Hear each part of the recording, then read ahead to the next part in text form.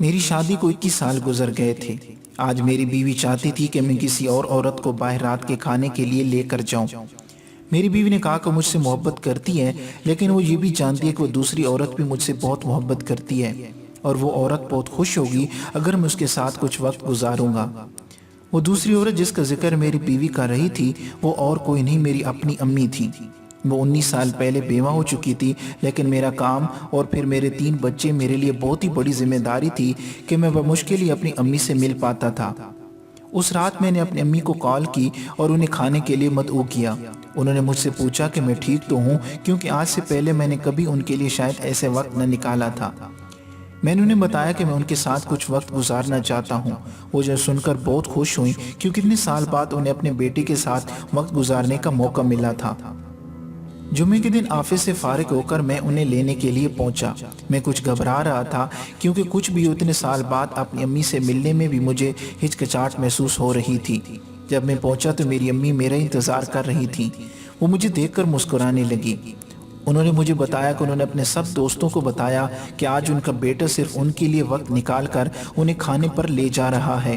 یہ سن کر ان کے سب دوست بہت متاثر ہوئے۔ ہم ایک ریسٹورنٹ پہنچے، وہاں کا ماحول بہت اچھا اور خوشگوار تھا۔ بیٹری کے بعد مجھے مینو پڑھنا تھا، کیونکہ اب امی تو صرف وہی لفظ پڑھ پا رہی تھی جو بڑے حروف میں تھے۔ میں نے جب امی کی طرف دیکھا تو مجھے دیکھ رہی تھی۔ ان کے چہرے پر ایک معنی خیز مسکراہٹ تھی۔ انہوں نے مجھے کہا کہ وہ ہمیشہ مجھے مینو پڑھ کر سناتی تھی جب میں چھوٹا تھا۔ میں نے ان سے کہا کہ آج وہ مجھے اس موقع سے مستفید ہونے دیں۔ کھانے کے دوران ہم نے بہت ساری باتیں کی، ایک دوسرے کی زندگیوں کے بارے میں بھی بات چیت کی۔ جب ہم گھر پہنچے تو انہوں نے مجھے کہا کہ میں تمہارے ساتھ دوبارہ جاؤں گی، لیکن اس دفعہ میں تمہیں مدعو کروں گی۔ میں راضی ہو گیا۔ جب میں گھر پہنچا تو میری بیوی نے مجھ سے پوچھا کہ ہماری ملاقات کیسی رہی۔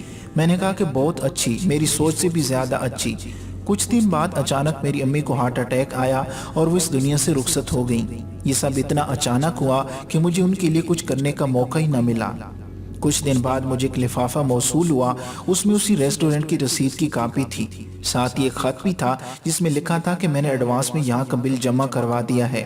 مجھے پتہ نہیں کہ میں وہاں ہوں گی یا نہیں، لیکن پھر بھی میں نے 2 لوگوں کے لیے جمع کروایا ہے، ایک تمہارے لیے اور ایک تمہاری بیوی کے لیے۔ تم اندازہ بھی نہیں کر سکتے کہ اس رات کی میرے لیے کتنی اہمیت ہے۔ میں تم سے بہت پیار کرتی ہوں میرے بیٹے۔ اس وقت مجھے اندازہ ہوا کہ وقت پر پیار کا اظہار کرنا کتنا ضروری ہے، اور خاص کر اپنی فیملی کو وقت دینا جس کے وہ حقدار ہیں۔ زندگی میں فیملی سے زیادہ ضروری کچھ بھی نہیں ہے۔ میری آپ کے لیے یہی نصیحت ہے کہ اپنی فیملی کو وقت دیں، کیونکہ اس وقت پھر کبھی انتظار میں نہیں چھوڑا جا سکتا، کیونکہ پھر کبھی شاید وقت تو ہو پر وہ نہ ہو جسے اس وقت کی ضرورت تھی۔ میں امید کرتا ہوں کہ آج کی یہ سماجی کہانی آپ کو اچھی لگی ہوگی۔ اگر آج کی ہماری یہ کہانی آپ کو اچھی لگی ہے تو اپنے دوستوں کے ساتھ فیس بک اور واٹس ایپ پہ ضرور شیئر کریں۔ ویڈیو دیکھنے کا بہت بہت شکریہ۔